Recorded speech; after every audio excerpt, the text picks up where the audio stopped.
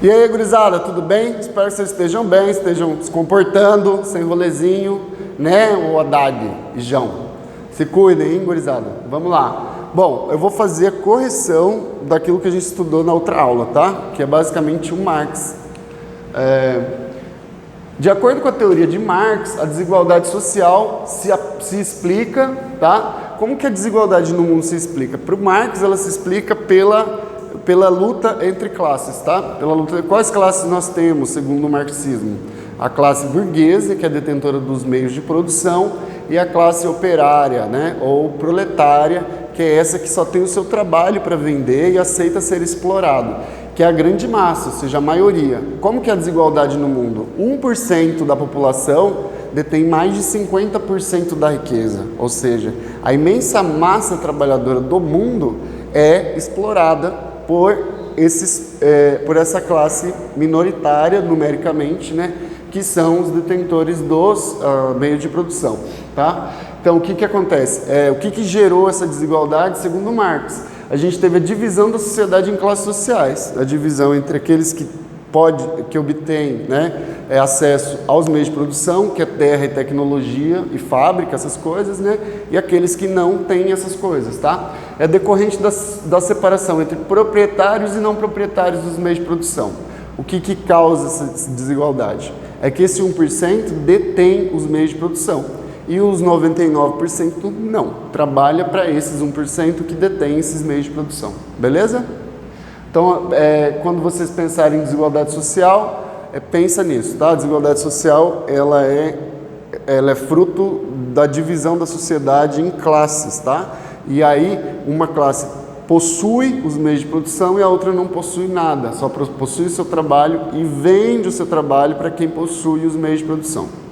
Isso é o desenho estrutural da desigualdade, tá? Então, por exemplo, tem gente que fala, não, mas o capitalismo vai melhorar, daqui a pouco as pessoas vão sair da pobreza, tá? Então, a miséria no mundo sempre existiu, o capitalismo teve várias etapas e nunca a miséria deixou de existir. Então, por quê? Porque tem uma estrutura da desigualdade, tá? E essa estrutura da desigualdade, segundo Marx, ela se dá dessa maneira, beleza? Bom, na apostila a gente vai ter a definição, né, de materialismo histórico e dialético, tá? O que é materialismo histórico? Significa que ele vai entender a história por esse fenômeno da realidade material, tá? Por que é material? Bom, eu estou falando de meios de produção. O que é meio de produção? Coisas necessárias para que eu possa produzir as coisas que são úteis à vida, tá? Ou fundamentais à vida, como comida, água, tá? Enfim, maneiras de socializar e todas essas coisas, tá? Então, qual que é o ponto de partida do Marx? Entendendo a divisão de classes, como eu expliquei agorinha, anteriormente, tá? Toda vez que vocês virem, não tentem responder, gente, questões sem estar com a apostila aberta, tá? Dá uma lida, dá uma olhada, a aula de 10 minutos não é suficiente. Dá uma lida antes de responder as atividades, olha lá, os textos não são grandes, a gente vai ter que 3 páginas, tá? É importante vocês fazerem isso, até porque vocês estão se preparando para o Enem, tá? Então, é fundamental que vocês consigam estudar, ter essas informações e consigam articulá-las, tá? Porque, assim, filosofia é só filosofia. Não, isso aqui dialoga com a história, isso aqui com os conceitos da história, dialoga com sociologia, dialoga com filosofia, dialoga com psicologia, tá? Todos esses assuntos, eles são basicamente interdependentes, tá? Então, não deixem de estudar dessa maneira. Outra coisa, atenção aos conceitos, tá? Materialismo histórico, né? O termo materialismo a gente vai ter lá. Leiam e não passem dessa parte se vocês não entenderem o conceito de materialismo, tá? Só sai daqui quando você entender. Porque é assim que você vai conseguir operacionalizar esse conceito para responder uma questão na prova, tá? No Enem, sobretudo. A história de todas as sociedades tem sido a história da luta de classe, como eu falei. Classe oprimida pelo despotismo feudal, a burguesia conquistou a soberania política no Estado moderno, no qual uma exploração aberta e direta substituiu a exploração velada por ilusões religiosas. A estrutura econômica da sociedade condiciona suas formas jurídicas, políticas, religiosas, artísticas ou filosóficas, não é a consciência do homem que determina o seu ser, mas ao contrário, são as relações de produção que ele contrai que determinam a sua consciência. As proposições denunciadas assim não podem ser associadas ao pensamento conhecido como. Lembra que eu falei na outra aula? Para o Marx, diferente para o Hegel assim, ó, a consciência produz a realidade, né? Ou seja, pensar as coisas que a gente descobre, as coisas que a gente fala, né? O conhecimento que a gente vai produzindo no mundo, né? Em coletividade, é que, de alguma maneira, para o Hegel, né? Que constitui, que forma a realidade, tá? E que forma a própria história. Para o Marx, não. A história ela é determinada por questões materiais objetivas, por exemplo, a divisão da sociedade em classes, e essa divisão ela produz a consciência, ou seja, nós somos educados para aprender a achar que essa relação de exploração é natural, é normal. Porque os homens são assim mesmo. Porque a humanidade é assim mesmo, todo mundo é mal, todo mundo só quer se dar bem. Todas essas conversas que o Marx vai chamar de ideologia, tá? E onde a gente vai aprender isso? Na família, na escola, tá? Pela TV, pelas redes sociais, pelos debates que a gente vê. Então, basicamente, o que é? A realidade forma a nossa ideia, né? Nossa ideologia. Então, o materialismo histórico que concebe a história a partir da luta de classes e a determinação das formas ideológicas pelas relações de produção. Então, essa desigualdade, ela forma as nossas ideias, ela forma a nossa ideologia, tá? Você não consegue pensar sem... se você assiste TV, você não vai ver um programa de TV questionando, por exemplo, esse abismo que há entre, na relação capitalista, né? Do 1% deter mais de 50% da riqueza. Não tem nada nesse sentido. Você vê a denúncia de que tem pobreza e tudo mais, mas como é que eles querem resolver a pobreza no Jornal Nacional? Eles querem resolver pedindo a sua colaboração no Criança Esperança, tá? Então, eles partem do lance da solidariedade, quem pode ajudar, ajuda quem não pode.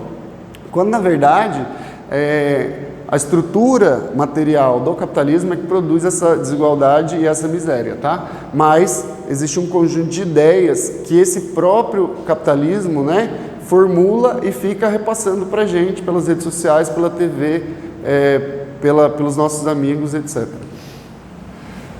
No prefácio, a crítica da economia política, né, o Marx afirma: na produção social da própria vida, os homens contraem relações determinadas, necessárias e independentes da sua vontade. Relações de produção, estas que correspondem a uma etapa de desenvolvimento de suas forças produtivas materiais, tá? Nesse sentido, desenvolve também o seu conceito de consciência, né? Que é definido como, né? Pelo ser social dos homens. Assim é a produção social da vida, tá? Que determina a consciência, e não a consciência que determina a produção social da vida. É uma questão que está dentro disso que eu falei, né? São as condições materiais que formam a minha consciência, ou seja, as minhas opiniões sobre todos os assuntos da vida, tá? Então, tenham cuidado com as ideias que vocês escutam, né? Não acreditem, toda vez que alguém disser que é natural algumas coisas, duvide um pouco disso. Estude, pesquise, sem levar em consideração, né, não levando em consideração essa naturalidade com que as pessoas transmitem as ideias. Tá? As ideias não são naturais, elas são produções humanas, culturais, e podem e devem ser questionadas, ok? E é isso que o Marx está fazendo. A outra parte ali, basicamente, onde vocês vão encontrar isso, tá? Eu acho que essa página, se não me engano, 10, tá? Eu esqueci de colocar aqui. Mas a gente vai ter que, basicamente, no texto, o que ele vai falar da ideologia, tá? Que são ideias difundidas pelo interesse das classes dominantes. Quem é que difunde ideias? Quem tem um jornal? Quem tem um jornal? Classe dominante. Quem é que difunde, quem é que detém, quem é dono, proprietário das redes sociais, né? Dessas plataformas? O sujeito que é classe dominante. E é por ali que ele veicula essas ideias, ou seja, reforçando relações desiguais na sociedade e naturalizando-as. Para a última questão, para Caio Prado Júnior, a observação de Engels, o núcleo que encerra as verdadeiras descobertas de Hegel, né? O método dialético na sua forma simples, em que a única forma justa do desenvolvimento do pensamento revela revela que a herança da dialética hegeliana assumida por Marx, tá? Então, Marx pega a ideia do Hegel, que é essa ideia da dialética, só que ele inverte a questão. No Hegel, a gente vai ter a realidade produzida pelo pensamento, pelo espírito, e o Marx vai dizer que não, que a própria realidade, a realidade material, é que produz as nossas consciências, tá? Que está continuando no mesmo assunto ali, beleza? Esse aqui é o Hegel. A utilização... A última questão é basicamente isso aqui, tá? Eu vou correr um pouco porque está acabando o tempo da aula, mas deem uma olhadinha nessa questão, tá?